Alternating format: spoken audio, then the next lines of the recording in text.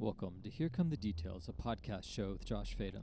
Today we welcome the performance artist, comedian, and actress Mary-Lynn Rajskub, now known exclusively as MLR. Josh and MLR take a caffeine-induced joyride, reminiscing on her beginnings in the performance art scene and her time working with numerous legendary directors. Please enjoy.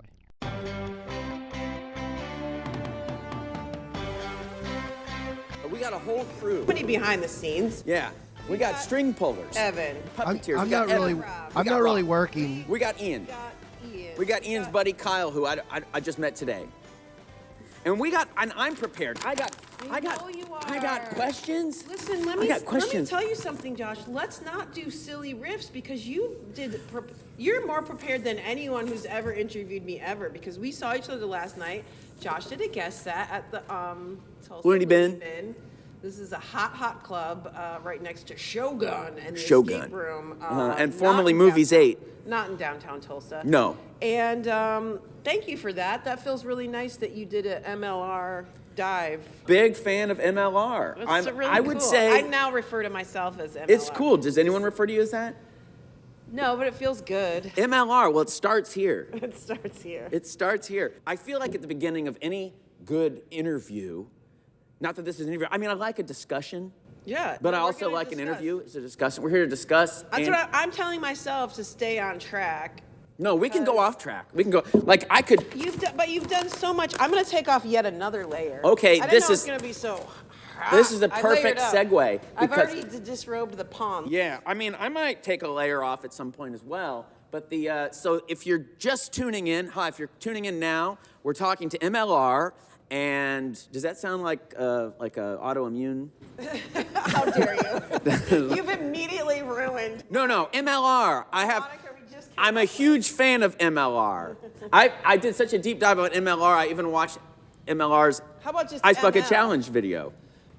The what? Ice Bucket I wasn't Challenge. in Challengers. No. The Challenger.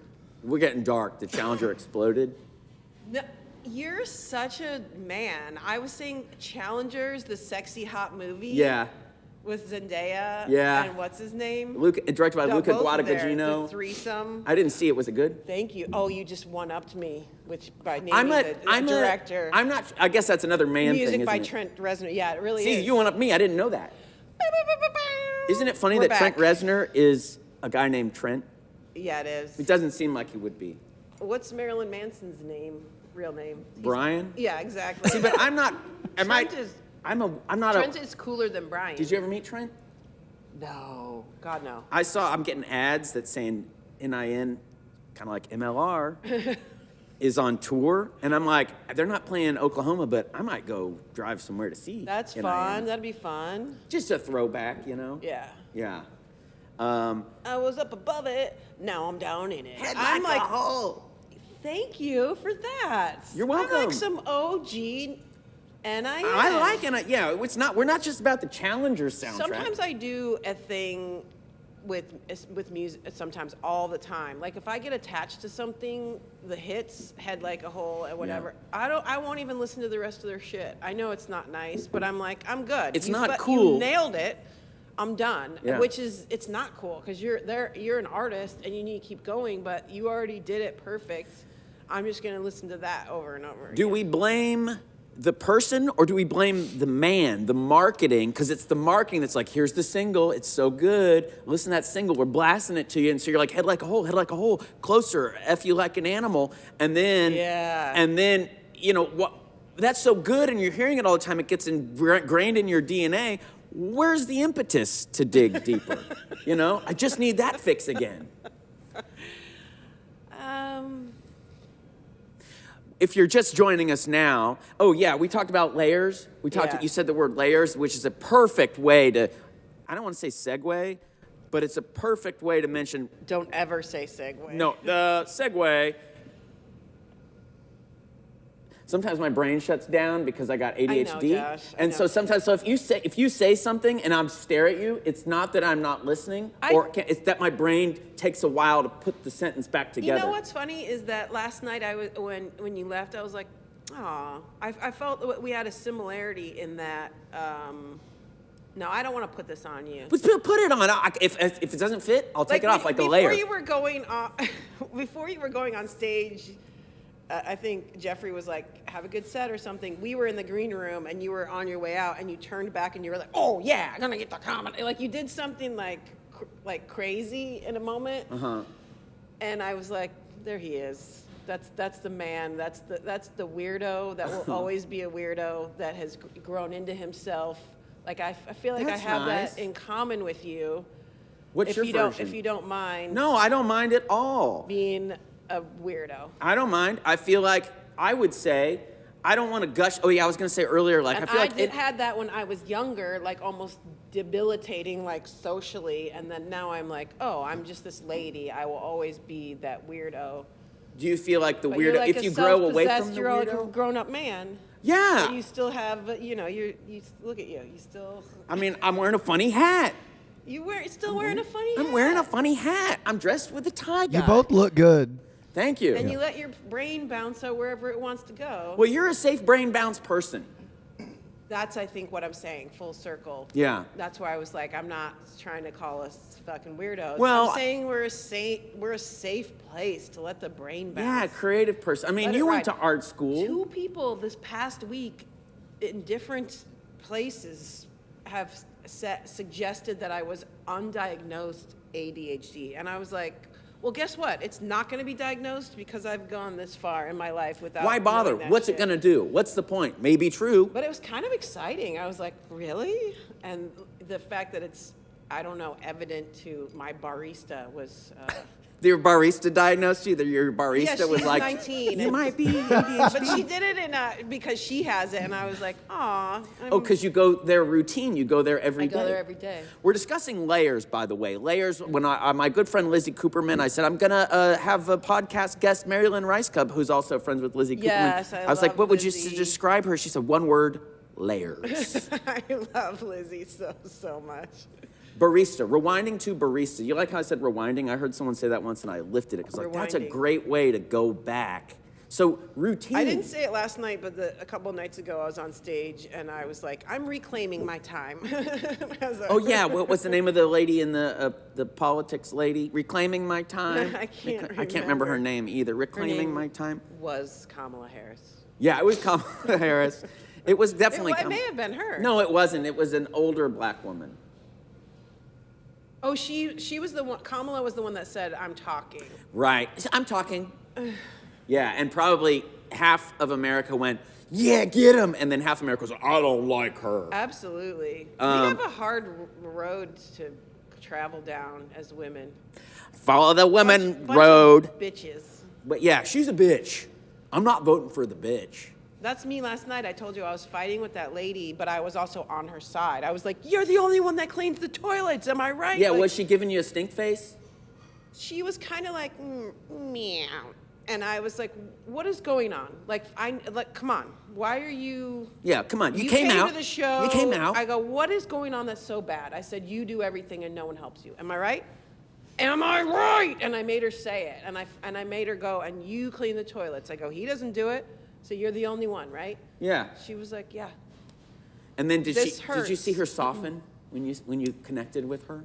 She did, even Did you though see I her was soften? yelling at her as a form of connection. That's what I'm saying. It's hard as women. Sometimes we gotta like get in there, fucking dismantle The patriarchy the patriarchy. that lives inside the woman. Connect with another bitch's heart. Yeah, bitch heart. Come on, we're connecting. Connective tissue. And I also suggested she come and be my wife, and she could get a $7 latte every day. What's up? Yeah, dump the From zero. this liberal bitch. I said, come live with me. You get a $7 latte and a housekeeper. What's up? Hey, how's it going? Hey, we going? What's up? Here we go. Dump the hero and get with the zero. I mean, the zero and get with the hero. Yeah. Exactly. So yes, routine. So you see your barista every day. Who's kind of a substitute therapist. I do. I mean, it seems ridiculous. Do you want to plug the name of the coffee shop where you It's have the? called at awkward. You can follow it on at awkward coffee. This coffee is a little bit too awkward. Thank you. Okay. It's in Chatsworth, California. Here's Don't your stalk coffee. me. That's a little. Don't stalk Cheers. me. Okay, was that awkward? I go there every morning with my dog, who gets a pup cup. What's your dog's rough name? His name's Leo. Oh. And what then a the good guy doggy. across the parking lot, there's a place called the Munch Box. It's a historical hot dog and hamburger. Okay, is that fruit hanging a little bit low? Way too low. And the Okay. best part about that low-hanging fruit is that it's a historical. It's bright yellow, and it's just like a little hot dog shack that hasn't been changed since the 50s. The Munch Box. The Munch Box. Does anyone say, Also- come on down, go on down to the Munch Box? Get Go- down there. Get in down. there. Go down. Spread open some buns. Have a Munch Box. It's weird that they're selling hot dogs.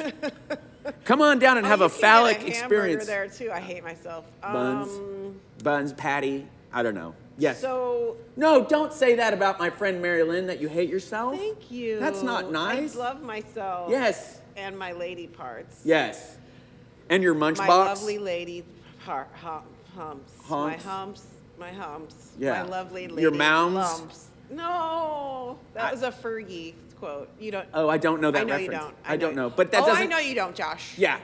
Care You, to- you draw the line at Shania Twain. Yeah. Because she's classy. Yeah, she's got a classic. Well, the best thing about a man. Doesn't you like? I mean, Shania really connected with women by saying, "Here's the best thing about being a woman is that you get to have a little fun." Yeah. You know? Yeah, she does. She's a connector. Yeah. Do you agree with her that the best thing about being a woman is that you got the prerogative to have a little bit of fun? Sure do. Yeah. Sure do. Yeah, we're fun. Yeah. We like, makeup. What's the name of your listen, yeah. the Munch Box. This Yes, is Munch impor- Box. This is important. Okay, rewinding to Munch Box. You know, when we clip this is for the important. internet, we'll just cut all that tangent out and just go, you're talking about Munch Box? Yeah, let's and get then, in there. And then back to here. Let's dig Clipping. deep. Clipping. It's important to clip. Wouldn't you agree? So right across from the awesome Awkward Coffee is the Munch Box, which I've mentioned. So because I go there so often, I start saying hi to the owner. I go early. The owner's hosing it down. He's getting the Munch Box ready for another day of munching. Another day. The sun is up. Just another day of munching. So I befriended him, and he started giving my dog hot dogs. And now my dog already is like, are we going to the just on the pup cup? Now he is at home, freaking drooling and like following me. He has to have. The guy gives him 2 hot dogs. That's a lot of hot, but he's a big doggy. He's a big dog. I am really afraid when I go to the vet, they're going to be like, he is overweight, because now he's a monster. He's friends with everybody at Awkward Coffee. The Munch Box boss gives him hot dogs. We drive up, he loses his mind. I open the door, he makes a mad dash, because sometimes he leaves them on the table and he inhales the hot dogs. But that's not even my full point of bringing Okay. this up. The Munch Box is a stop on like a death tour, because Charles Manson used to hang out there. And it's up on the way to like Spawn Ranch. If you keep driving, you can go up there. And then it took me months of going here that the owner finally, he has like some pictures of historical, like before, like when it was Wild West and then when it was 50s and stuff. But there's a thing in the wall of the Munch Box that says Charles Manson was here, carved in there. Oh, that's dark that it was carved in there? Yeah. Now, is that, did Charles do it himself? That's no one ever what calls they're him saying. Charles. They always call him It says Charlie. Charlie Manson was here. You think he carved it himself? Yes, that's the whole point, Josh. Oh, okay. I wasn't sure. I mean, a fan could have done it. One of those weird fans, That's you know? what the owner was. He stands by it. That's He's like, he did- Charlie did it. Yeah. But he didn't, you know it's legitimate if he says Charlie did it. But if he goes, Charles did it, you don't know what you're talking about. Yeah. Charles. He used to strum his guitar over there At the Munch Box. at the bar stool at the Munch Box. Now, is this the same owner? Has the Munch Box been in the same family the whole time? That's a great question. I know that the owner is like a lifelong resident of the Deep Valley over there. Chatsworthy So that's area. kind of fun, because I have a neighbor who was like on the Love Boat and shit like that. And then there was like an older session musician. He used to play for Steely Dan. Like, you get those people that Yeah. moved out and but have been there. Like the owner of the Munch Box is like used to date one of the presenters on The Price is Right. So there's And real he had a story history. about Bob Barker being a groper. Oh, that He's dead. So We can there's some- smear Bob Barker. Yeah, I think that seems I to didn't track. need to take it there. It just was like a juicy tidbit. It's just fun to hear all the history of, you know, now it's like sort of suburban, but it used to be just a wild place, you know? Yeah. Have you ever been to Spawn Ranch? Have you ever gone down the death tour? Have you ever done the Chatsworth No, death but tour? I think I don't know. It would be kind of fun, but I probably won't do it. It'd be fun. I guess there's competing death tours. My baristas told me that there's one that's really goth, and then there's one that's not as goth, and they go on different days. I What? never see it, though, because I go really early, so I think that's like a midday thing. Because you've got a routine. Would you say you got a routine? I got a routine. Now, I know because I saw a clip on your Instagram of you talking about TM. Do you still do TM regularly? You do TM? No, I learned it, and I don't do it. You never did it, or you just No, I did did it. I did it for a while. Was it helpful? Yeah, it's great. Yeah. It's really cool. It's Have hard you to done it? keep it in the routine. Yeah, I learned it too. I do it as well. I do it. I continue to do it daily. You know what it's like then. Yeah, no, you but tell me. Well, You do it every day. Do you do it twice a day? Yeah, I try. I try. Josh Fadum. It helps with I love it. It helps with the mental health and Sure the does. organization and the routine. I mean, I find that I am most structured if I got routine. You know, like I've to been do. trying the past month to wake up, do a meditation. If I'm busy, like, oh God, I try. I was like, all right, we're doing 10 minutes this morning. And then I also have been trying the past month, 2025, to just do a free write. You know, on a piece of paper. Smart. You know. I'm loving this for you. So yeah. So now I want to push my agenda on you. You better do it too. I think the free write is key for an undiagnosed brain hopping. I'm diagnosed. You are? Oh, yeah, they I'm got- undiagnosed. Yeah, but I mean, you know, we can probably smell our own. You think I am? I bet you are. You got a brain that pops Oh my around. gosh, I'm too far in my life to just be finding this out. No, it's perfect because, well, or maybe it's not good. Maybe you don't I was like it. on 24 where I played a computer genius who can save the world from a terrorist attack Yes, I using do. only her computer. And one time, thank God it was like years into it because it took me a while to be like, oh, I'm on this show. It's a big deal because people come up to you and you gotta take it. You know, you can't be like, I don't know. Like you have to be like, yes, I'm the star of that show. And this guy came up to me and he thanked me for my portrayal of someone with autism because I had autism and I was like, I wasn't doing that, but I had to like match what I was like, you're welcome. And Yeah. I'm glad I did a good job. Yeah. I didn't want to let him down. I relate most to your character. That character's me. So that was kind of cool, and I took the credit, but yeah, I wasn't setting out to do that, but it. You said I did a lot of research into Well, the autism. I tried to imagine because that show is like a level of intensity, and then it starts every episode, right, at Yeah. a level of intensity. It's always like some shit's going down, and then Yeah. it goes even more intense from there. And I'm the like put upon brainiac, so I just was like, what would this feel like if you were at 10? Maybe that's how it feels to be autistic. You're at like It's always that urgent. And then your brain is going faster than everyone else's, but you have to be in this world and try to fix these problems. So that, you know, I was just going through my own imagination process of how that person would be in their body. Finding the logic. Finding the logic. When you do acting, and do you like the term character actress? How do you feel about that term? Would you say It's fine. I like it. I mean, I think it's love cool. it. I love character I acting. mean, I look back when I was younger. I was like, oh, should have been an engineer. I love being a character. Oh my God, is your eye okay? No. Character actor, character actress. So when you think about a comedy job or a drama job, Yeah. do you think I'm just going through this process, this logic, or is it like this one's gonna be? You know what I'm asking? I don't know where. No, the I don't know question's what going. you're asking. I'm asking something about Reclaim your you don't know- time, you- reform. I'm reclaiming my time. Do you not know what I'm asking? Because we're talking about layers. if You you're just didn't tuning in. say enough words. I didn't say enough words, but in my brain it made sense, but Say the it words couldn't come again. out. Do you have the same process for when you prepare for a comedy role and a drama role? There it is. Thank you. You didn't say the word prepare. Yeah, preparation, process. Yeah, it could have gone any number of ways. You could have been The way I saying- asked the question? Yeah, you could have been saying, do you think about them the same? Do you? Yeah, it's true. I guess that's a similar meaning. So do you think about them the same way? Have people asked you this question, or you're like, that question's lame, been there, done that? You know, I'm prepared. You know, I got questions. I haven't looked at a single one of these. Usually people will say, do you like comedy or drama better? I don't want to, because No, you wouldn't do that. I wouldn't do that. I wouldn't do that, because it's been done, and we're very original. And I think you know the answer because you probably would answer the same way. Yeah, but I like to hear it from someone who I admire. Or you don't have to answer that because maybe it's a boring answer. You know, I'm prepared. I got questions. We got questions. No, you approach it like you approach it. Like that's, I think we both, as character actors, stuff is funny because it's grounded and real. Yeah. And stuff is dramatic because it's grounded and real.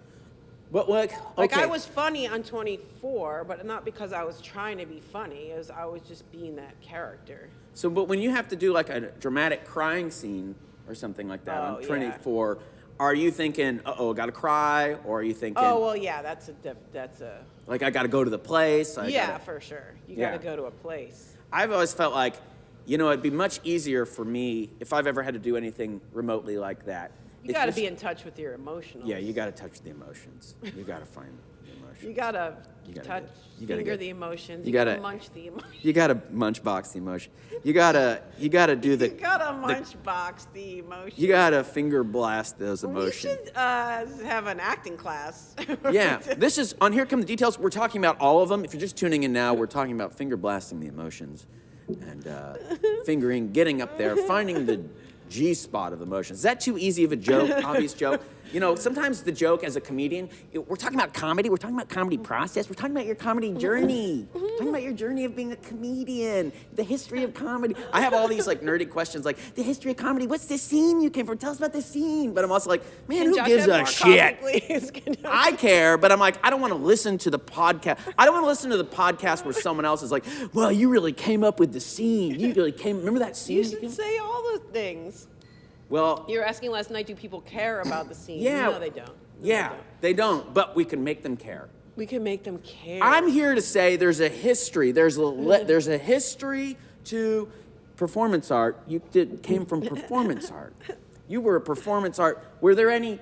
Does anyone ever ask you? So who were your performance art influences before you were like a comedy person? No, no one asked it. Well, I'm asking it right now. You know, Karen Finley, Lydia Lunch. She what? Lydia Lunch. These are okay. I'm gonna have to do some research and be like, okay, I can see it. She used to vomit as part of her performance. I don't know if she influenced me or just I went to art school in Detroit and then I transferred to San Francisco, and San Francisco was like. What was the art school in San Francisco? San Francisco Art Institute was like the seminal in the 70s where all these artists were like, sculpture and painting's too confining. We gotta do art. We gotta break off the canvas. Our canvas is all over the place. Yeah, we gotta get off the canvas. This is the canvas. It's everywhere. Look, I'm standing up. That's exactly what it was. Covered in chocolate, pulling scrolls out of her vagina. Ooh, I like that. Yeah, it's good. We're yelling. Pretty much anything vagina, I'm like, whoa, what? Oh, that's cool. That's cool. No, whoa, that's cool. Anything remotely, I think I could get some sort of. There's something. It's not meant to be anti-erotic. The audience, I don't know if it was in both shows, cheer for loose pussies last night.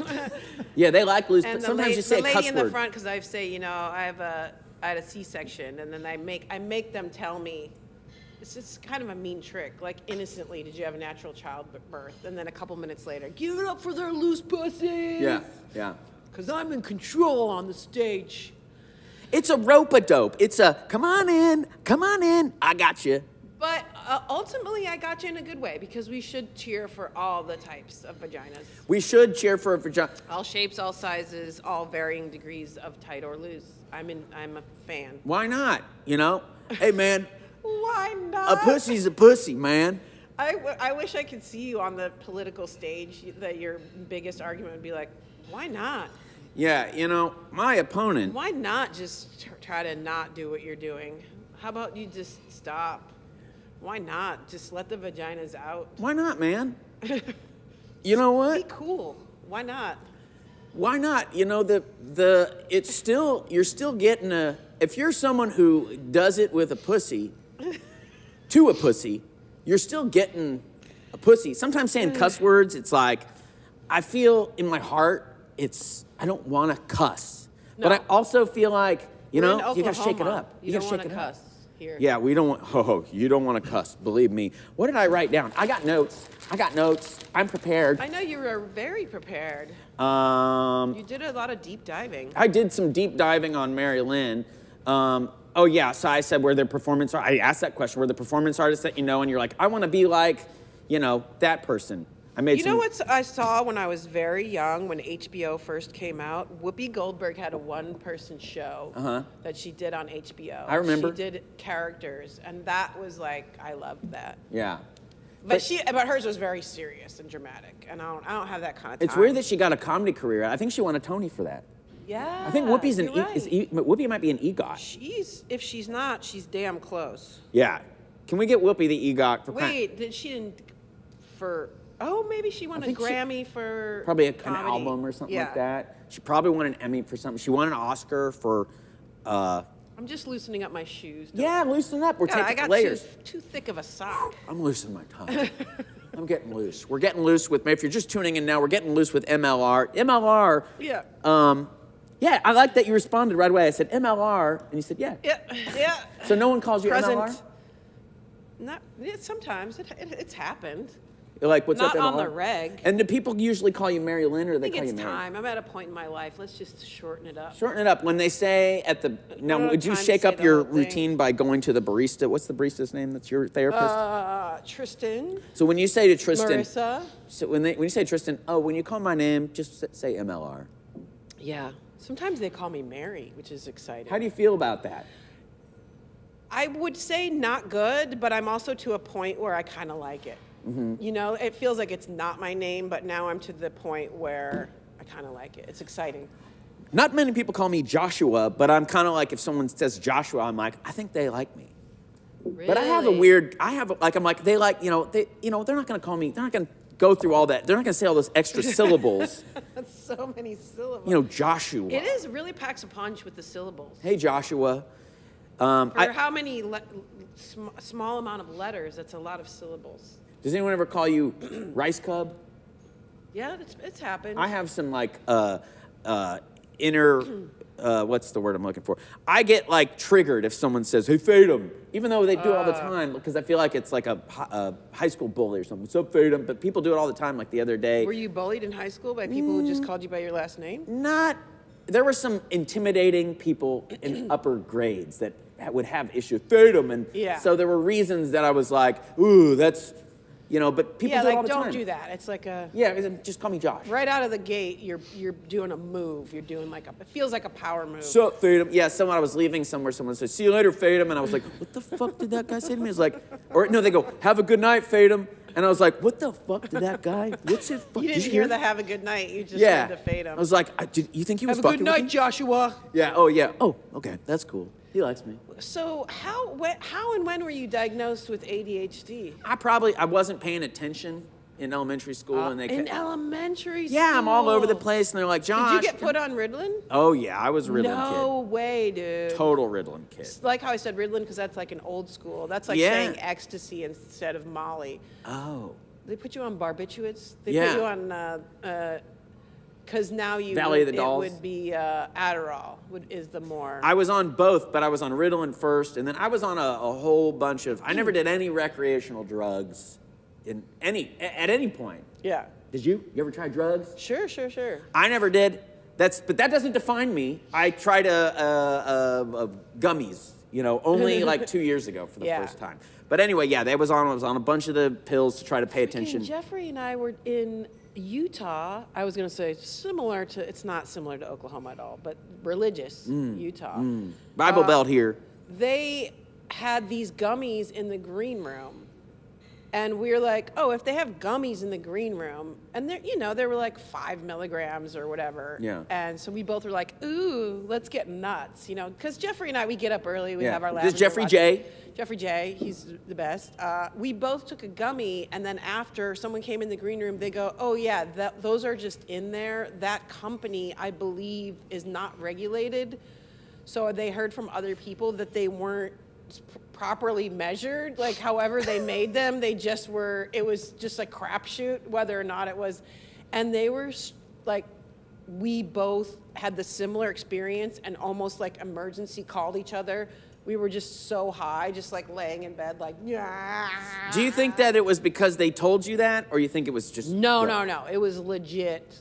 I have not had that unwanted high experience in many, many, many I think the last time that I tried a gummy, I It was was like, bad. the anxiety was coming, and I had to use some mindfulness. Oh, I see what you're saying. You're going, it has the opposite, it can have the opposite effect of people that are just take it to chill out. Yeah. And then you just... Yeah, the anxiety started rolling, and I started thinking... you're "Is saying that-" because you're pre-anticipating what the effect's going to be type of thing? Well, when I asked that question earlier, I was just thinking that they were like, you're like, pop the gummy, all right, great. And they're like, by the way, we don't know about those gummies. And you're like, we don't know about them. No, we don't know if we can trust them. I think we both were like, it'll be fine. In the moment when Yeah. they told us, we're like, come on. We are experienced. And We got then it it under was control. not. And we both had like the same fucked up trip. Like it was a trip where the one that goes in where you're like, nah, and then it calms and you're like, I'm fine. And then 10 seconds later, you're like, nah. And like we both had a similar, like I was going to get up and take a shower. I was, paranoid and then I would feel really sleepy. And then I was paranoid and rolling, and then I'd feel really sleepy just like for hours.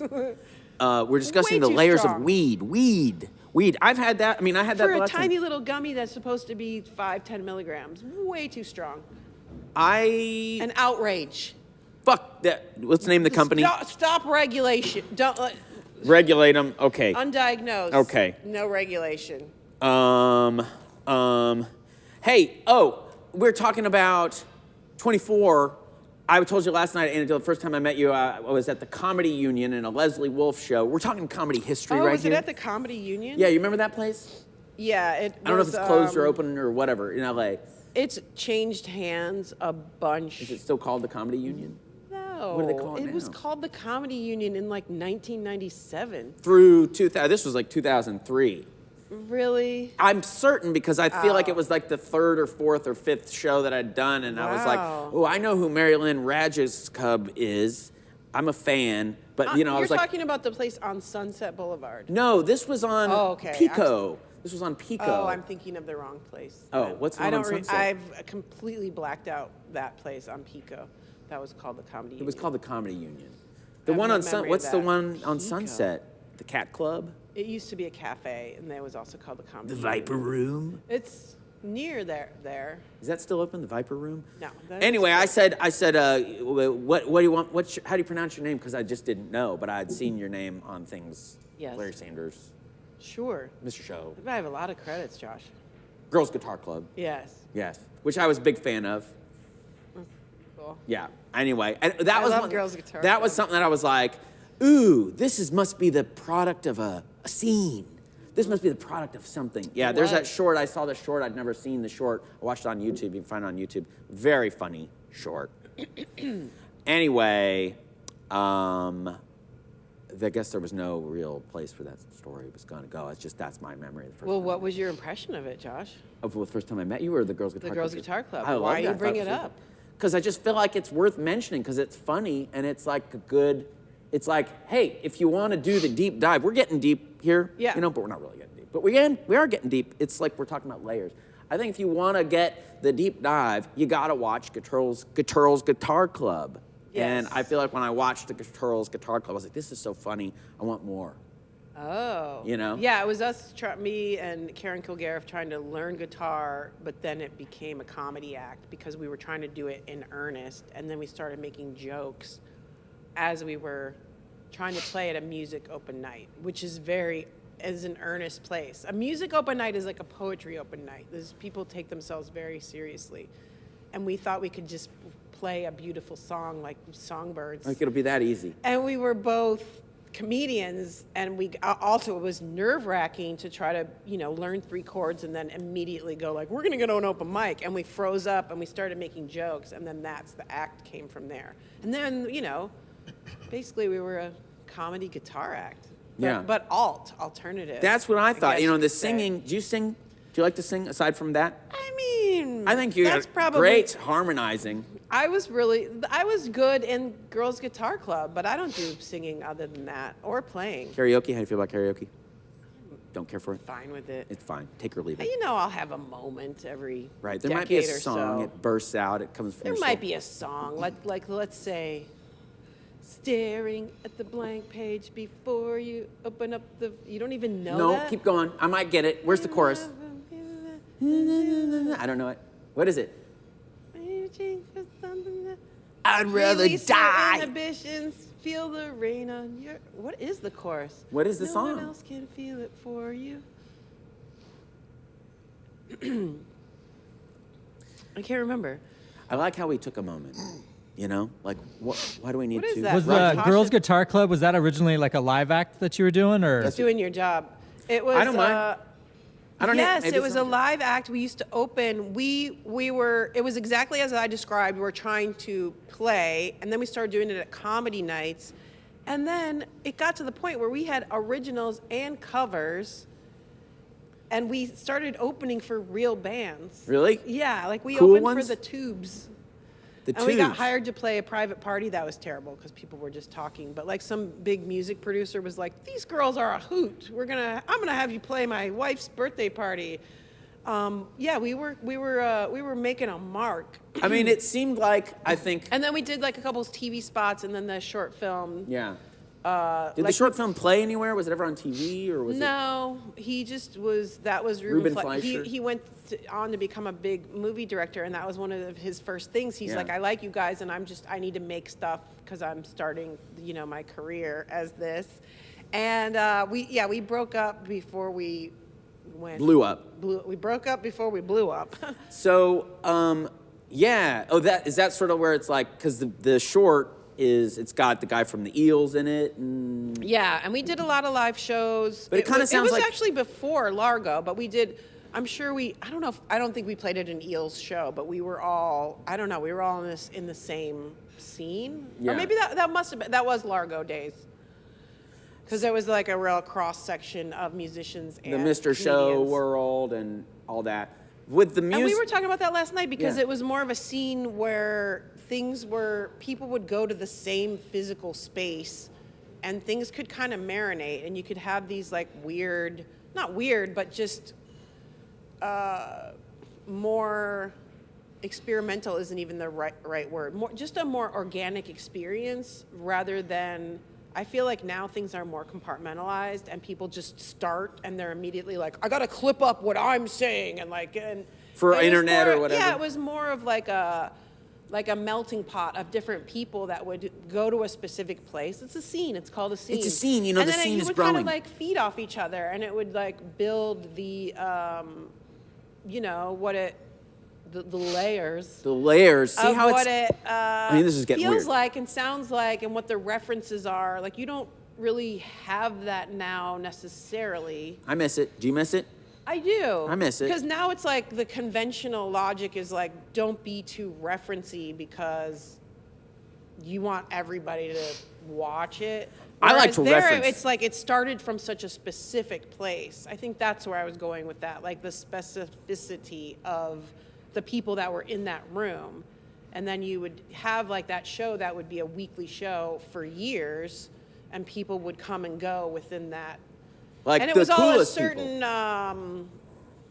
there was a certain, I guess, subjectivity or taste to that scene, right? So that things were allowed to build within that and not be, that makes sense, Yes. right? No. I mean, when I asked you last night, I was like, when you were doing that, I mean, you must have been like in your early to mid 20s and Yeah. stuff like that. I was like, did you know or think like, this You're is just pretty playing cool? around and you're trying to make your friends laugh. Yeah. And there used to be a bunch of themed shows that like nobody filmed. They were just like shows Yeah, can you that come? we did for Can you come ourselves. show up and do this character? Can you come show Yeah, up and say these exactly. few lines? Yeah. I mean, that was going on when I moved to LA. But we're talking about the scene. We're talking about remember the scene. We're talking about the history of comedy. Comedy. We're real comedy. We're talking about So tell us about who are you guys? Tell us about your journey.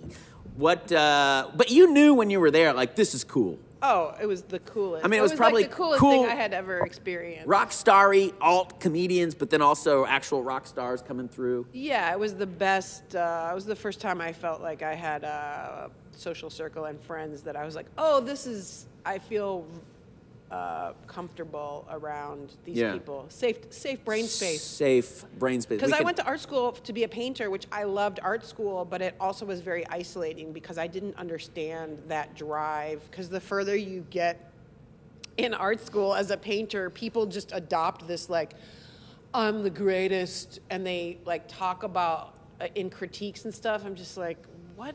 Their are you future talking body of about? work. Yeah, and they just make shit up. Yeah. You know, with confidence, and I just was like, with I verbose don't, language. What is that? What language? you. I can't. Verbose. When I hear The that, the art verbosity. speak, the verbosity. I just didn't. I ultimately it like fed me to go to art school, but I didn't understand somebody that would continue on that. I'd like to get back to that at some point, and Art? from a more authentic place. But just when I was coming up, that way of expressing yourself, I was just like, what is anyone? I don't believe any of you. I just didn't have any interest in. I mean, a lot of that's probably young person is like, okay, I'm getting started with my life. I better come up with a persona or something. Yes, that's what it felt very put on to me. And, you know, ultimately that might just be I was needed to go into comedy I needed to express I still do, even last night. It's like, that's why I'm at the loony bin. Yeah. I need to have that, like, connectivity and way to say what's in my brain. Heart, soul, Heart, system, soul, and so many you know, layers. painting. If I would have stayed a painter, I would have been very isolated because it's solitary. I mean, it does feel like, okay, comedy, you know, I was talking about last night, you're around comedy and even acting, you're inspired by your peers. You're working off your peers. You're working off the other actor or using the material, and you kind of go on Yes, it's tangents. a very collaborative. But if you're an artist and you're like, I'm training to be an artist, you're like, this is about me. This is mine. You know, you don't hear too much about this painting right here was painted by 2 people. Yeah, that'd be fun, huh? Yeah. Want to collaborate on a painting? Should we start a painting collaborative? I guess there are collective? probably like painting. There's like online, like I don't follow the art world or anything like that, but there was that NFT artist Beeple. That was. Did you hear about Beeple? Sounds like you do follow the Well, I art heard world. it got to my radar. It doesn't mean like I followed. Like I'm not a Beeple. I'm not following Beeple. I don't know about people. Beeple, I guess like a few years ago. Beeple. Anyway, Beeple. Beeple. What does he do? What does Beeple do? Beeple's probably canceled. Not to gender him. What do they? I think they made do? like NFTs and stuff like that. Is NFTs still I'm out. I'm out. That's what I said. I said, I don't even want to know. But you're equating that to They were collaborating. I think as a group. Beeple's I think a group. Beeple's a group. I could be wrong. I don't even know. Rewinding to cool. See, when you were in the Weezer music video directed by Dayton and Ferris. Look at you, deep diving. Deep diver. Wait, pause. I have to go to the bathroom. Okay, pause. I've had all the beverages. Okay, And I'm yeah. gonna keep drinking. Yeah. You want to keep eating? You want another cup of coffee? Too much coffee? Yeah. Oh, no. What? Oh. We should take a pause. Oh, okay, cool. Yeah, nothing's Okay. nothing's going great. Where'd everybody go? Yeah, Yeah. something broke. Oh, no. How are we going to do, how? Quick, hold that. What? Where's your camera? Evan, what were you up to last night? Oh, he missed it. Josh, you got to go Oh. back under the table. Evan, I saw you out. What were you doing last night? What was I doing last night? Where was I? You having dinner with the lady with friend? my girlfriend's parents, yeah, in Nice. Noche. That's right, they're in town. Yeah. How's that going? Noche, oh, they hate me. What do they think about didn't- everyone coming and saying hello to you as you try to enjoy your meal? They're like, what is this? Who are you? Yeah. I think like they liked it, but they weren't like, oh my God. You know, 'cause they live in Texas. They probably eat Mexican food all the time. And I've heard that our Mexican food How we doing versus on time? Texas is like, You're Don't at record 45. Cool. this is paused, right? I mean, we're rolling, but Say something terrible. Yes. You tried to say something terrible. Keep it paused. Cut out anything about Noche. Yes, Ian. Noche?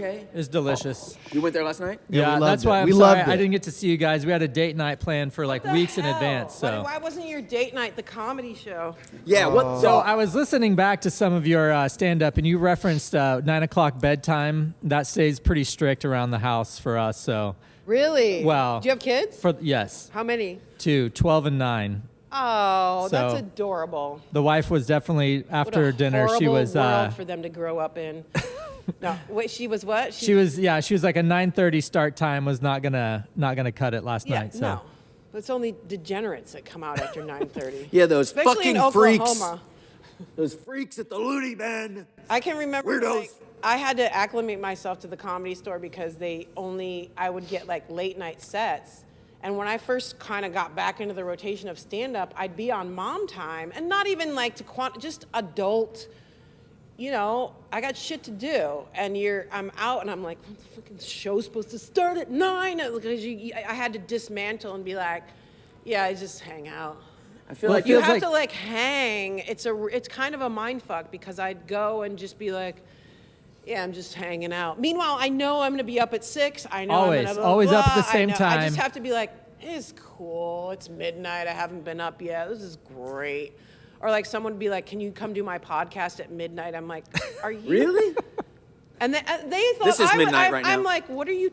I don't even know what you're saying to me right now. And they're like, and they thought I was joking. I'm like, no, I'm not joking. I don't want to be here now. Like in my mind, if I could go and be home by 10, like that's late enough. But these places in LA that you only get spots, and you got to take it because it's a valuable. Then I grew to love it. My set's at 11:30, and things get a little funky, especially at the Comedy Store. If they're starting the show at 8 or 9, and they just keep, it's comedian after comedian. So by the time it's 11:30, people are like, they can't even focus anymore. So you can just say some weird shit, because the show starts. It doesn't fall apart, but you have to find different ways. Because at 8, people are still like, oh, like there's a rhythm. By 11:30, it's just like, what the, like sort of, so that becomes a fun spot to do because it's later and they've been inundated with comedy for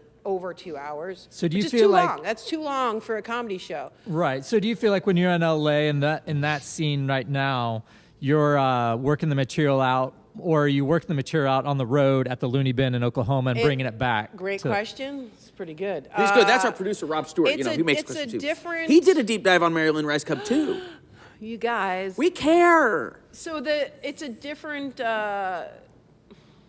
That one at the Comedy Store is very specific because they are a place that will just keep the comedy show going for a long time, and so you have to know there are points where at a certain time in the night I know they're going to be tired, and I know when they laugh a little, that's equivalent to laughing a lot at 8 a.m. They're just or 8 p.m. They're just exhausted. So when you're like you gotta find ways to be really clear, but you're also being loose because at 11:30 they're like, I don't want your cute little way you're gonna say this or you're gonna set it up. So you have to be real, but you have to dig deeper and find like a punch. Like it's a good time to try to find that way to grab the attention of people who are tired and have just watched so much comedy, so it can help. But then a place like Looney Bin, it's fun, but it's hard because they're cold. They're in Tulsa. They're in a strip mall by Shogun. They're in a strip mall. They're coming out on their date night. They're Baptist. They don't. Yeah. You can't just be like, I pull sunglasses out of my loose pussy. Like you can't start there. So you have to kind of, like I just did a special, so I have like these new things. Road gig. I did a special called Road Gig. Road gig. And Also a great one called Live from the Pandemic. Josh, you're the best. And I have new stuff that I'm working on that's about my cat dying. It's about my dad almost dying. It's about just dating a white supremacist. Like, I just have stuff I want to get into. And I found when I get to the Looney Bin, sometimes I have to start with, like, so I'm an actor. Like, I can't just go right into, like, Yeah, that makes sense. Warm it up a little bit. Suburban Tulsa life. Yeah, because a lot, and that's not disparaging. It's just like the different. It's like the way to survive on the road or whatever. Yeah, it's a way to survive on the road, and so it's just a different. You have to like recalibrate because you go, oh, these are just regular people. They just finished work. I can't go way into the layer. The layers, yes. Hey, We're talking about layers, and I see you've got your jacket on. Has the jacket been on the whole time? Yeah, the jacket's been on the whole When time. we're talking, you had sweatpants on before we came. Do you mind if I share that you had sweatpants on? Please do. And then I you took doubled the up. sweatpants on. I doubled up on the Yeah, pants. and it was the total coincidence. She did not know we were going to be talking about layers. Yeah. Evan, did you just put your jacket on? It's been on. Oh, okay. But he's wearing layers. That's a good jacket, my friend. Thank you.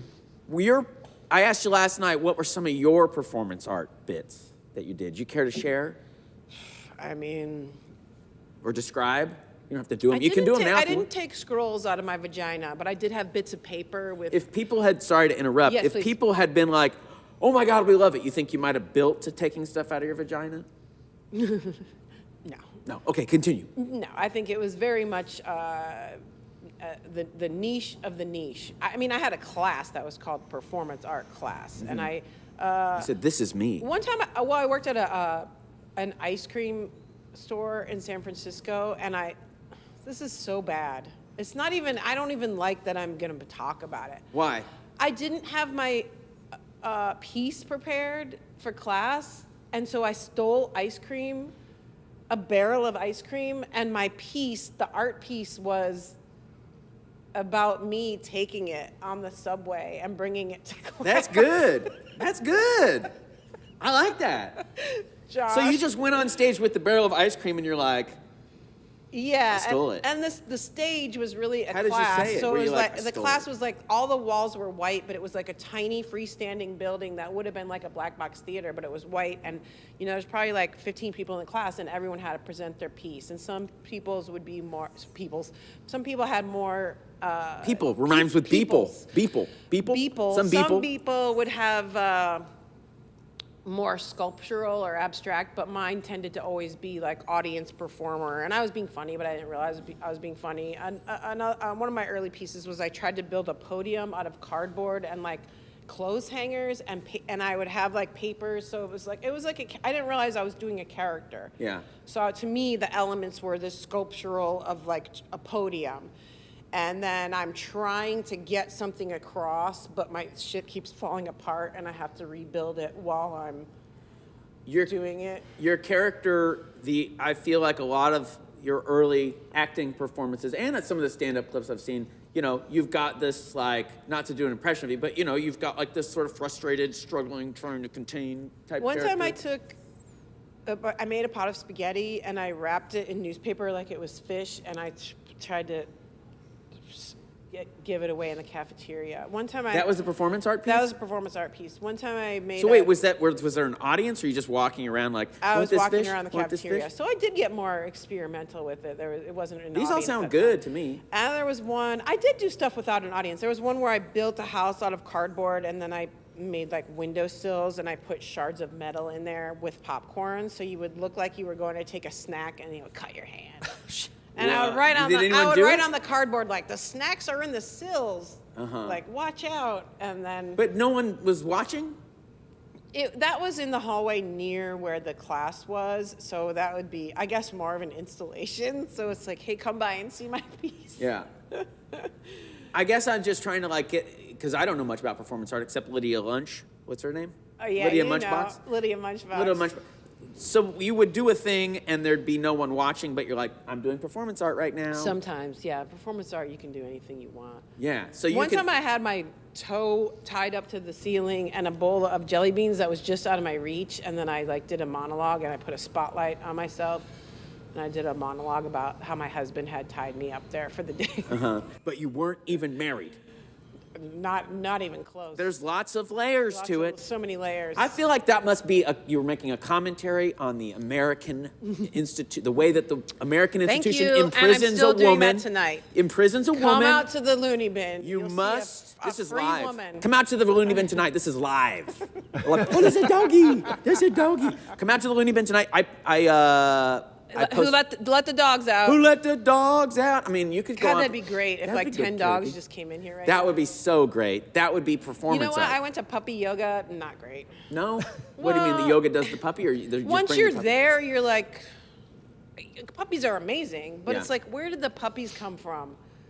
How are you holding on to them and just releasing them for yoga class? Like, no good. So you're Like, doing the yoga. puppies are for sale. The You're doing puppies have down been dog. shipped there for yoga. It's just like, where are they coming from and where are they going to? It sounds like performance art.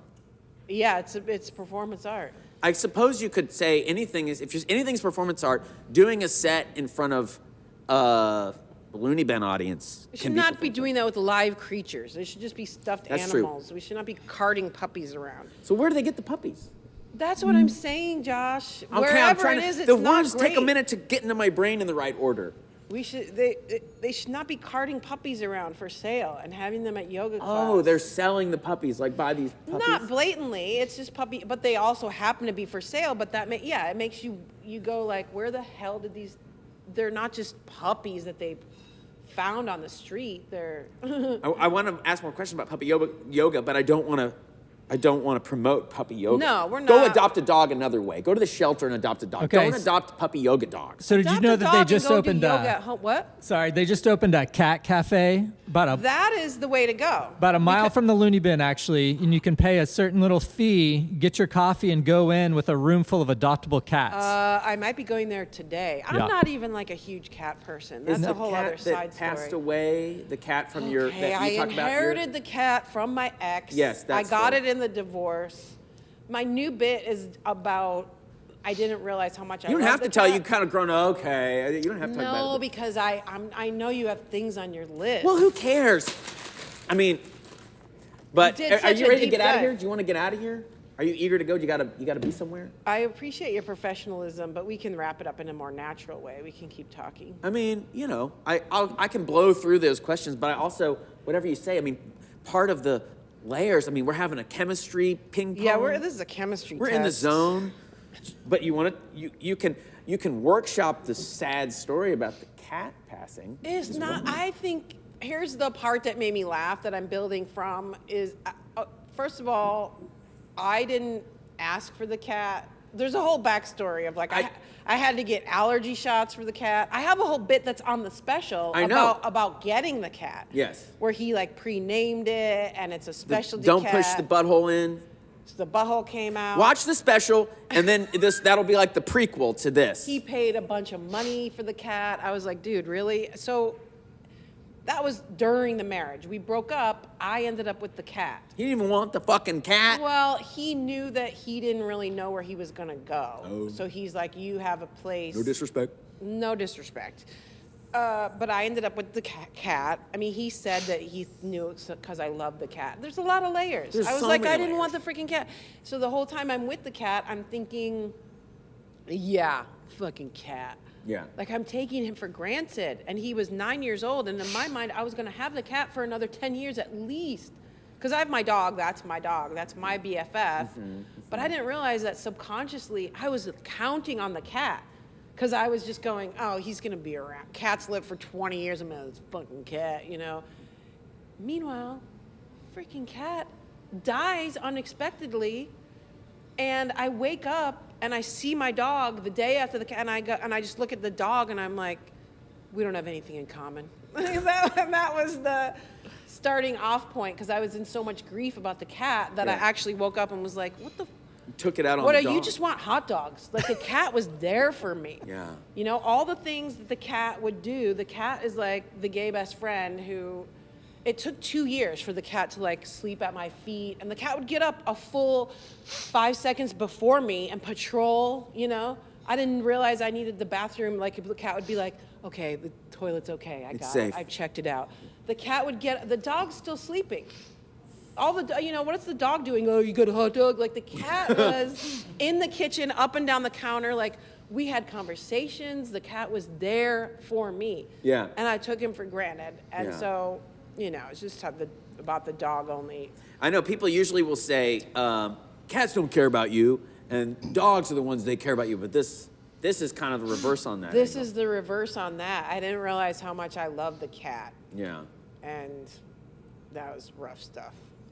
And even the guy at the vet, he's like, yeah, this is, an older cat. I was like, older? What are you talking about? Cats live till like 17. And he's like, not with like specialty breeds. And also when you get a purebred, they're actually more prone to cancer and shit like that. And also because he was a big guy and he was very active. He's not very cuddly. Like when he was first sick and they went to take it, the tech comes in and she's like, I'm gonna take his blood pressure and check his heartbeat. I was like, no. We have about 5 seconds that this cat you can surprise touch him, and then it's over. Like we have to wait for the doctor because you have to sedate him if you want to get close to him. He's not.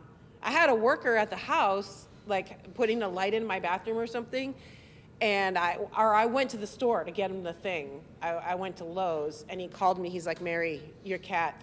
I can't. The cat was outside the bathroom, like, because it's an exotic cat. I was like, that's my boy. Is it like another species of cat? It's like, excuse me, they're not legal in all states. It's called a Savannah cat. So it's that's part of the reason why he wanted it, because it was an exotic cat. Yeah. And so they're Did you have to go to an exotic animal vet? No, a lady freaking breeds them in her house, and it has a certification. They're just like, it's just like a new breed because it mixes like a wild with a domestic. Yeah. And so when he was younger, he used to be really, as he got older, he didn't do this, but we used to put things on the top of the door and he could jump that high to get stuff off the top So of the this door. is a very... And a lot of cats do that, but he would like open the door and walk. Like he was just a big boy. Yeah. He was a big boy. A panther. Yeah. Lots of pets. But over the years, I like force hug him, and we had our own thing. Would the cat do he the knew dog after thing a where while, they he's like... all right, and I'm like, you like it. I know you like these pets. He would take pets from me, and I would know. I know how long he let me, and then he's like, I gotta go. I got shit to do. We had our own rhythm. You had a routine. Yeah, I was like, I know you're gonna take a few pets right now. You're gonna let me, just hold him. I mean, my late dog, who passed away about 1.5 years ago, that I still grieve on a daily basis. We also had a routine, like, you love it. He's like, no, don't do it. You love it. He's like, okay. What kind of dog was that? He was like a Jack Russell and a Bichon mix. His name was Bobby. He wasn't cuddly? I think you might have met him once. I think there was a time I almost was in a web series that you did, and I went to your house, and I had him with me, I remember. The hell? This was like 15 years ago or something like that. Dickie. Oh. I was almost in it, and then I couldn't do it or something like that. Oh. I'm trying to remember where we were filming that. It was like a reading. It was like a reading beforehand. And I drove to Chatsworth, and I had Bobby with me. Yes. Oh, yes. Yes. Oh, that was fun. Yeah. Okay. I didn't get to be in it, but anyway. The grief of losing a dog or a pet. It's the worst. Yes. I grieved my dog so much that I started eating extra food all the time, and then I blew my A1C out over to pre-diabetic, and so I cut out sugar completely and had to, I had to get it down. Yeah, that was my whole this last year where I was like, or like last 4 months ago, I got my blood work done. I also felt terrible. I had put on like 30-something pounds, and my feet were killing me. And then, so I cut out all the sugar, and then my feet don't hurt anymore, and I still grieve my dog. Yes. Anyway, let me get some of these questions out of the way that I wanted to know. Okay. And then, the Weezer video. Yes. When you were in that video, did any kind of certain breed of male walk up to you and be like, "Hey, what's up? I saw you in that video." No. Just try to hit it. But they weren't like, "Hey, like that one. Weezer fan, that type of male Weezer fan." Yeah, not one. No. No. Hey, I saw you in the video. Maybe they will now. I wish. You're like, I don't know. They're like, hey, so you're in the video. Mary-Lynn Rajskub was in the Good Life Weezer music video directed by Dayton and Ferris. They're prestigious directors. They are. They went on to direct Little Miss Sunshine. Which you're in. Which I'm in. They were. Did they do Mr. Show's bits, or were they involved in may have. They were big comedy fans. Yeah. Speaking of the scene, back in the husband and wife feature film director. I was in a commercial that they did too. They were great. You've worked with a lot of legendary directors. I know. Do people talk about that? I mean, I was looking at your filmography. There's a list. P.T. Anderson. I know. Obviously. So my son, he's a 16, and he's very much rarely will watch a long form. Like, we watch Stranger Things together. He has friends that are more like cinephile. Yeah. They went to watch Seven at the movie theater. He goes and enjoys it when his friends like turn him on to things. And he cut 2 things recently. He's like, Mom, you were in a movie called Punch Drunk Love. I guess his friend saw it, like a clip or something, and was like, oh my God, your mom was in this movie. And my son was like, what? And I was like, yes, son, it's a Paul Thomas Anderson movie. You might want to look it up. Like, it's so You might want to cool, though, educate because yourself to show off to your friends. He's not into it. And then there was another day, this is not a legendary film director, but he goes, Mom, you were on Joe Rogan? And I said, yeah, son, I was. That's so he like doesn't my favorite even movie. pay attention, really. You worked with Michel Gondry in a music video. Yes, that's a good How was one, that too. experience? A music video for Sheryl Crow. Michel Gondry, very French, very childlike and easygoing, seemingly, but knows exactly what he wants and needs things. He's that type of like creative It's a persona, visionary. you think? Well, it's more, he's very nice, but he's so into what he wants to do that really he just wants to do what he wants to do. Right. So the fun-loving isn't like a real It's kind of like a deflector. do what I want to do, because he comes up with these like very complicated, very specific way, and that's more what he's about. Yeah. Do you have any memories of Milos Forman? Man on the Moon, you were on that set. Thank you for bringing that up, Josh. That I was on one scene where it was a recreation of Fridays. Thank you. Yeah. Milos My Forman, brain director was- of Amadeus, One Flew Over the Cuckoo's Nest. And this name of this movie Man on the was Moon. Man on the Moon. Thank Yeah. you. So I sat on a table across from Jim Carrey, who won't remember me. I never met Milos Forman because, okay, the scene, it was. If you watch the movie, it's a soundstage. Yeah. So you see the set, like it looks like a sitcom set, and the camera, so the camera can pull back because they wanted to see the entire soundstage. Yeah. So the shot is like this big, one of the shots is a big crane shot, so you'll see the sitcom pull back, the soundstage, and the audience. They wanted that, he wanted that look.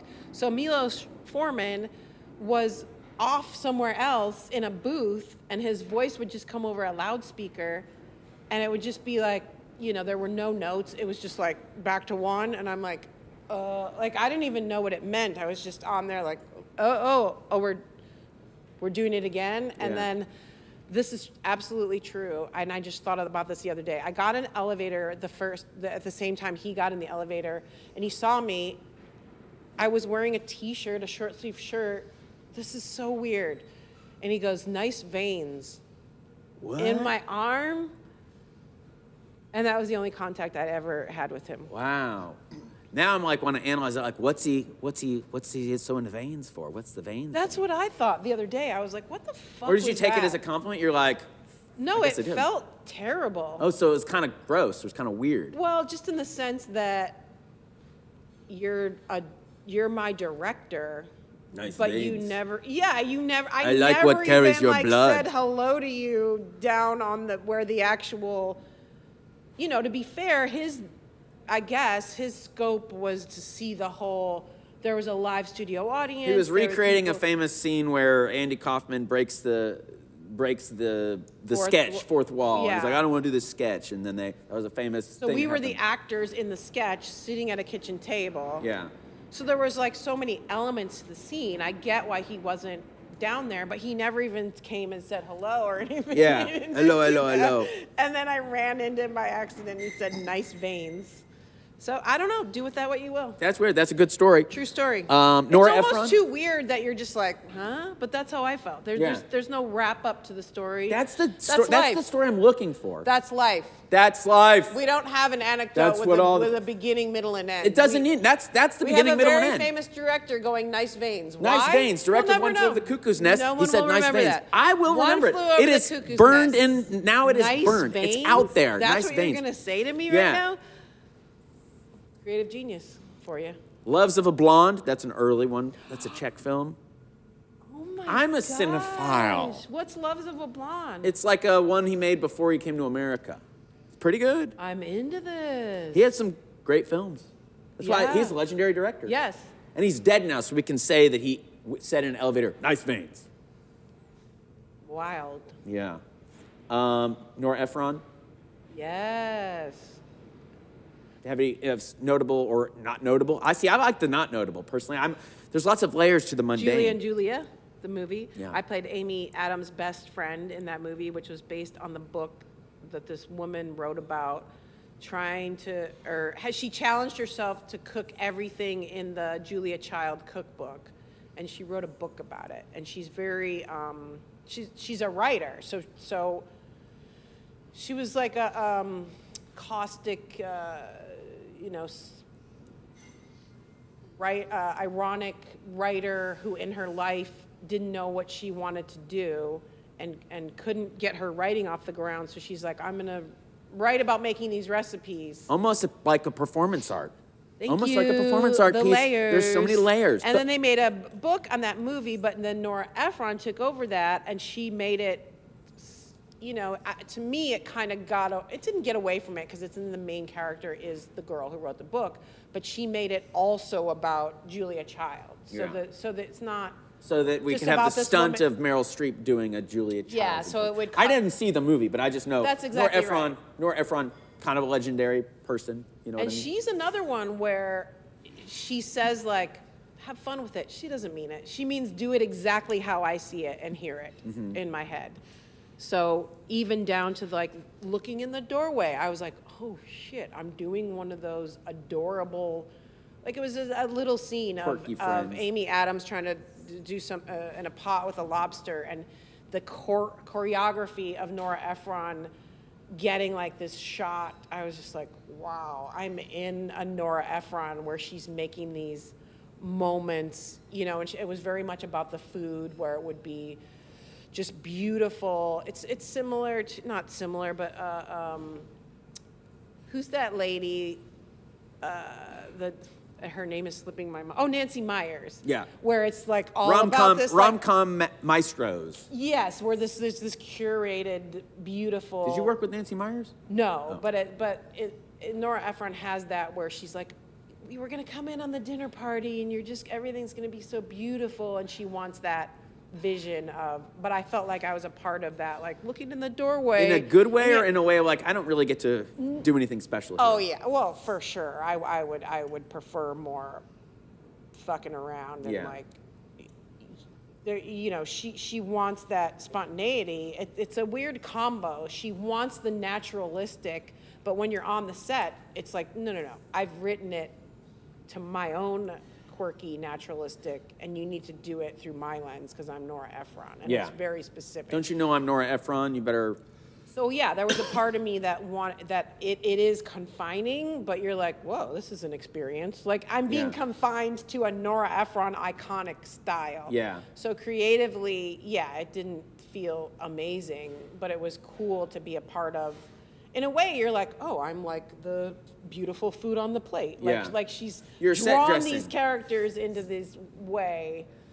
That's just very specific. And I'm not saying that having the freedom to fuck around would be better. That's just what I prefer. I know as what a you mean. person. I know what you mean. And I think that's what I'm looking for in these anecdotes. When I ask, I have two more questions. Two other directors. This is good. We're gonna, Todd Solondz. I'm glad we got to this. See, that so would've I been never saw set. storytelling because I'm scared of his movies. Sometimes like they're gonna hurt me. Oh too my much. gosh, Josh, me too. You don't watch his movies either. They're a little too mean. They're too mean. They hurt. I almost watched hurt. Storytelling last night, but I was and like, it hurts when you're in it. really? So that was a painful. Yes. He seems like, I'm gonna be honest. I feel like I can shit talk Todd Solondz. He seems like a miserable bastard.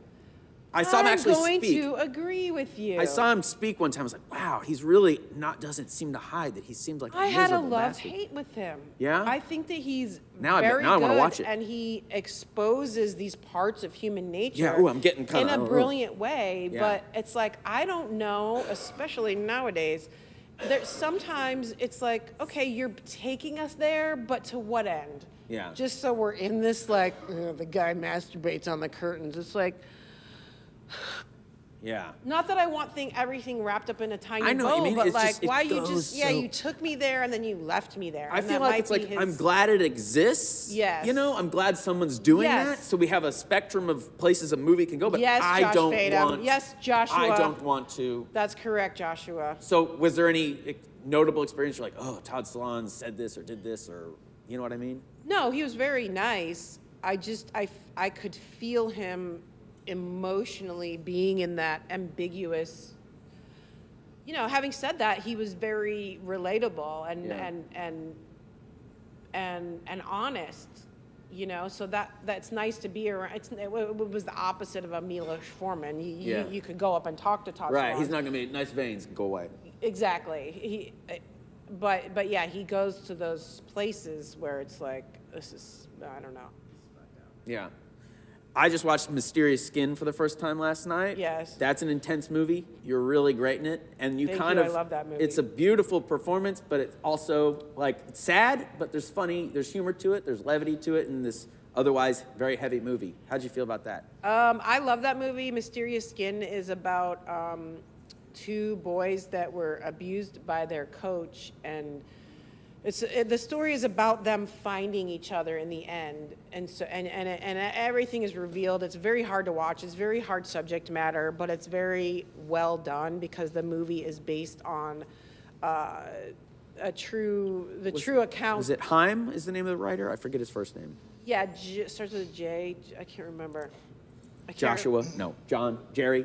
Maybe Joshua. Jim? I think or it's Jesse. like, I want to say Sam or something. Oh, it might be Sam. Sam Haim? I don't know. We'll look it up. We're We'll looking fact check up. it. My apologies. My brain will not catalog. But Greg Araki, how was working with Greg Araki? So Greg Araki, I love Greg Araki, and I thought I bring up the source material because I thought this was a very structured screenplay, and I thought the combination of Greg, who does things that are, speaking of like, he'll film things that are unplanned and unscripted and just get that very naturalistic. So I thought that was a great combo of him and something that was very written and structured, that he was able to kind of sensitively, he was like the perfect person to depict this story. It was a very low budget, but because it's so well done, I don't know how it feels now. I'm sure it feels dated, but you don't feel, you notice some of the, like, because it's so low budge, there are certain things where you're like, ooh, that was like. I found that the style of it, the low budget style, lended well to the whole thing. It really works, and it's so like, well done that you don't. It doesn't feel clunky. Yeah. Because it's him, and because of the way the story's done. There's a poetry to this very hard subject matter. And it works also well within his body of work, which can veer to the crazy. And because of his experience of really paying attention to queer youth and his love of like human nature and attention to like people's emotional state, that I don't think there's many people that, it was just like a beautiful convergence of the team that put that together. And I play Evelyn is the name of the character. Thank you. Yeah. So Brady She was Corbet, abducted. He believes that he was abducted by aliens. and that's his way of being in denial about the abuse. Like Yeah. his brain fragments it, so he believes he was he abducted. sees by you aliens. on a documentary on television, and you're giving an account of being abducted, and which probably there's also at the end I realized it was like, well, she was probably abused as well. And so he finds me, and it's kind of a funny but heartbreaking, like hard scene where he's coming to me for like validation and solace, and Yeah. I give it to him, but then I like make a move on him. Right. So it ends up being this It becomes fucked there's up cycle of abuse. Your relationship plays out, through several scenes, and it's. But I mean, if I just now occurred to me as I'm talking about it, it's like, well, your character was obviously abused, Yeah. and you talk about like Something's the going on. scar and all Yeah. that sort of stuff, and yeah, that you've got crutches, So, what was I? Was that? How did that part? Like, how did that happen? Did you audition for it? I think I forgot what he knew me from, but I don't even think I auditioned for it. I think I got that part. So that was one of those like lucky, like, wow, this is nice. just got to kind of get right into it without having to go through too much. So of the character was. because Greg's you had an like that. He idea. just like trusts his. Those are to me. Those are like the best creators. The people that kind of trust their instincts and go with it. You know. Yeah. Are kind of like, all right, I'm gonna not even have you read this part, and you can I'm gonna trust of where you're gonna go with this. Did you see The Brutalist yet? No, I haven't seen it yet. I saw it. I had friends with differing opinions. I saw it. Ian saw it. Tell it me. blew me away. Okay. It blew me away. I was like, and Okay, I I'm have gonna people see who that when I get disagree, home. but it blew me away. I mean, it's very long. Yes. See it in the theater if you can, but I probably won't see it in the theater. well, don't see it in the sadly. theater. If you're not a cinephile or whatever, maybe your son will see it in the theater because he's a cinephile. His friends are cinephiles. They're like, you gotta see The Brutalist. They might. I feel like they're like hip kids. But anyway, one thing I was like, I know that you worked with a 15-year-old or 16-year-old Brady. It's Corbet? Yeah. I thought it was Corbett. but I don't Maybe know. it's Corbett. I don't know either. Do I you should remember know. working with him? Were you He's like, great. and then he was on 24 also? Yes. Was that, did you say, you got to hire this kid? Or was that just No, it coincidence? just happened, and it was great. Yeah, he worked with a whole bunch of different big directors before. Yeah, He's he's like, a I'm a real director. serious actor. Yeah, he's a serious director too now. Yes. But it's funny, the only reason I wanted to bring him up is that, like, I love The Brutalist, so this isn't me, like, pissing on him, but if you look at interviews with him, because, you know, he's a young, beautiful, kind of lead actor kid. Yeah. And if you look at him now, I feel like, I made this joke the other day, I'm trembling because too much coffee. He is kind of like puffed out, beard, long hair, almost like playing the role of like a master director. Yeah. You know, like it's like he looks, if you watch an interview with him now, he looks like Stanley Kubrick or Francis Coppola or Robert Altman or someone with a beard who's like, well, when I make my art film, when I make my project, I want the tools of filmmaking. Anyway, So funny because my memory of him is as a young actor. I just hold that spot. I don't even. I bet you influenced him. I bet you see the Brutalist and you're like, Yeah, I've got to see that immediately. I will. well, take your time. You don't need to see it in the theater. Do you see movies in the Take theater? your time. Wait Take till your time. after. No rush. Wait, it might win After the Oscars, It might don't win the watch it. Oscars. Beck. How about Beck? Was that I part think of that's funny that you think that I influenced Brady Oh, yeah. Corbett after. I'm sure. He's like the uber cinephile his entire. Even when he life. was younger, then did you feel like he was yeah. a big cinephile? Like Oh at yeah, he 15, was a 14? more serious actor than I. But when you're 15, you're like, and you're having that experience, and you're on sets or whatever, and you're working with like, who's this person? And you had Yeah. some real intimate scenes with him, Yes. you know. So I Yeah. feel like that probably informed something. Something. You know, there's some pretty intimate scenes in. I'm in the Brutalist. hopper of yeah. So I feel can't like wait it's to see like it. he's like, you know, I'm remembering when I had a scene with MLR when I was 15. I think this is going to inform this direction of these body doubles for Adrian Brody. I gotta catch up. I'm Brady Corbett. I've missed him. I haven't as seen an any of his adult. other movies. I only saw The Brutalist. Okay, what is the next thing you talked about? What else? I think that's. I interrupted you. You were saying. No, I wasn't saying. I think I was saying like that's. Oh, Beck. Oh. How was that experience? The new Pollution music video. I was quite the music video darling for a Yeah. moment. I got demoted in if you watch that video, it's hilarious because there's dancers. You can't even call them dancers because it's a very simple dance. Like you wouldn't even clock it. You can call them they're dancers, but you wouldn't clock it as like a choreographed dance move. It's just these like loose dancers.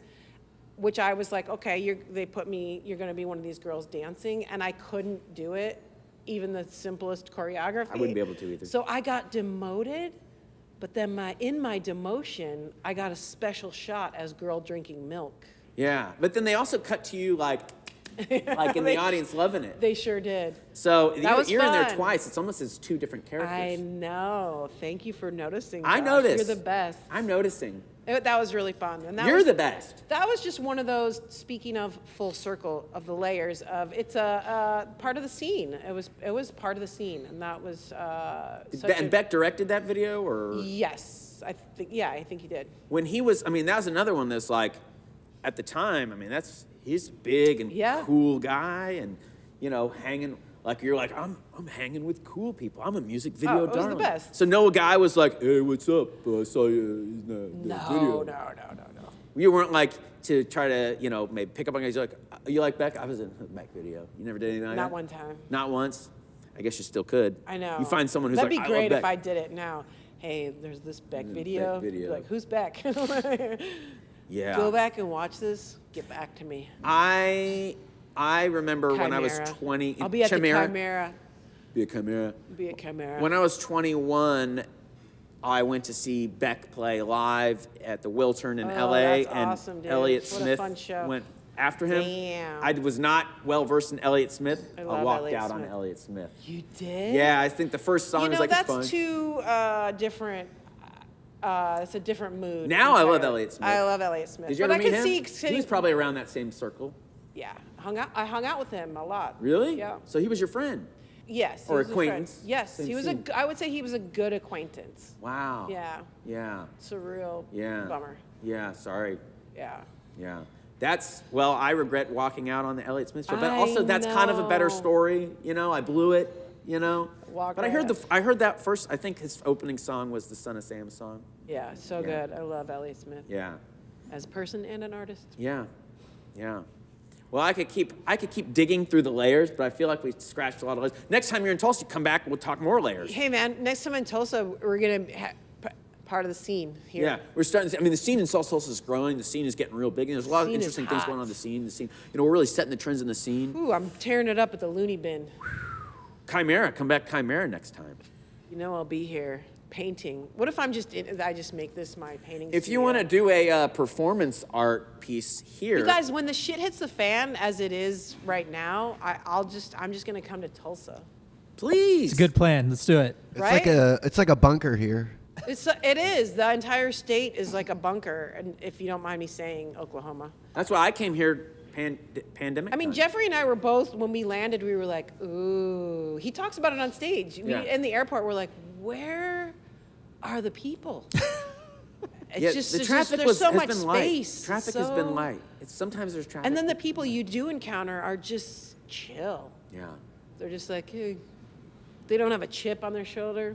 They're not in a rush. It's like- Yeah, I always say people in Tulsa kind of take their time, and they add a couple extra syllables, like The guy hey, who Jock. invented yield.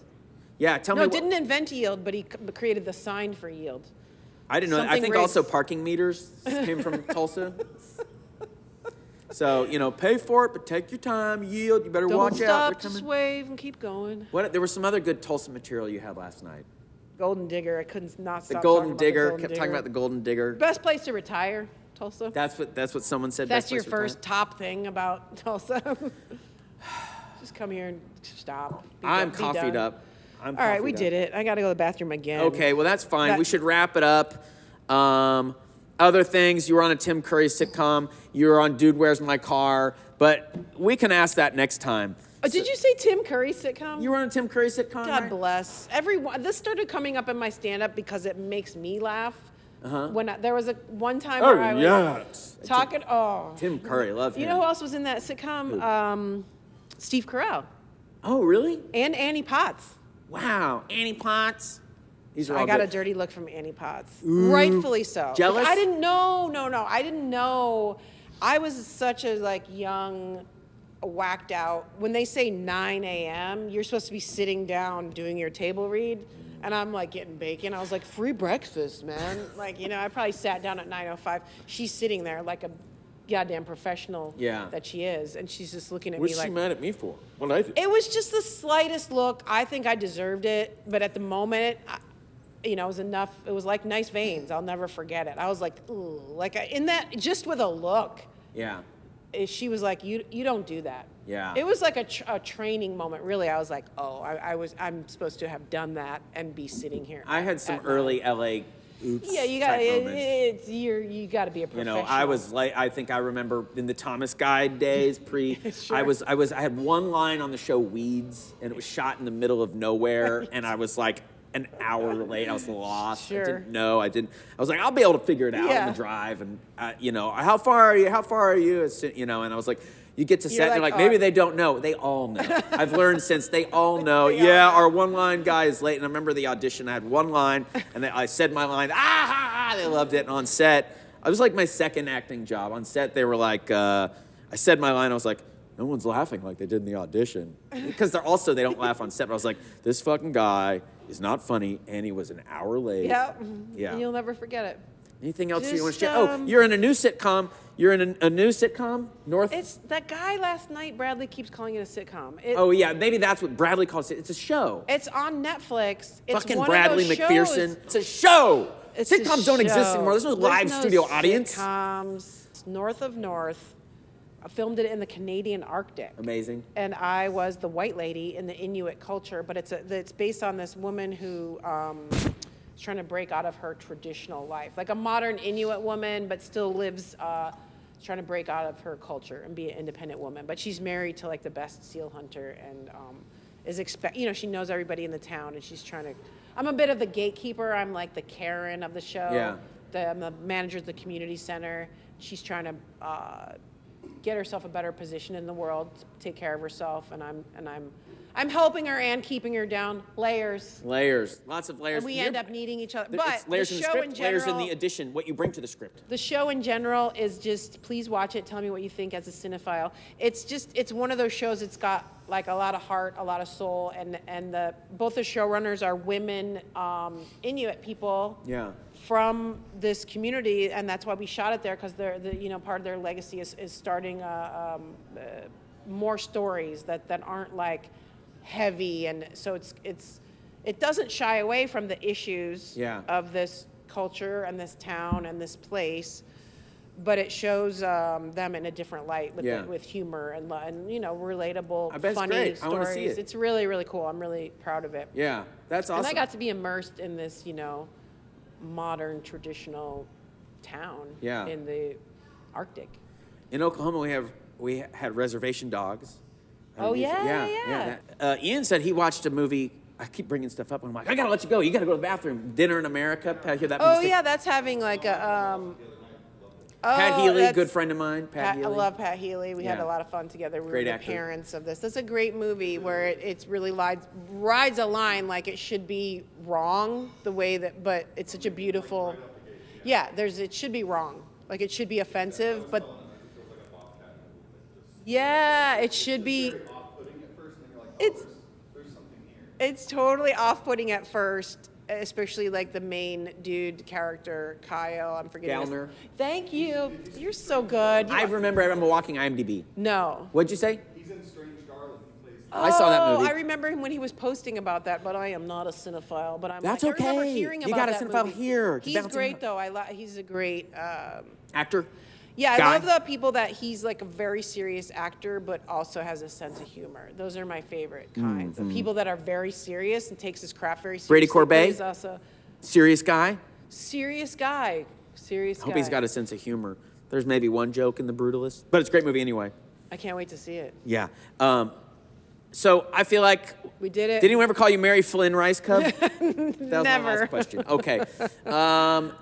Well, you've been listening. If you're just tuning in, we're talking. We are Here Come the Details. Our guest is Mary-Lynn Rajskub, fan. Ooh, we did it. I'm a admirer. This was a long podcast, but it was worth it for me. Here's the worst part of it for me. The ending? I feel like I've done my work for the day, and now I have to go. I still have well, two you shows can take to a do. rest. Maybe try meditating. No pressure. I'm not telling you what to do. Am I gonna do some TM today? It might feel good. I remember Might my relax. mantra. Yeah. I can't say it. It's Don't. a I'm not secret. asking. It's a I wouldn't do that. secret. That's disrespectful That's part to of, ask that. But you have a joke I saw on I'm gonna your do it in talk honor show. of you and David Lynch. Yeah. And respect of my mantra, my Yeah. secret mantra. Just keep it to yourself. It's just a noise to enjoy. It's a noise to enjoy. Yeah. It's just a noise to help you relax. Okay. You gotta go to the bathroom. I gotta have more water. And gonna be great. we discussed layers. I feel like we delved deep, but we didn't really delve deep, but we did. Thanks for having me. Thanks for being here, and we're done. Bye. Bye.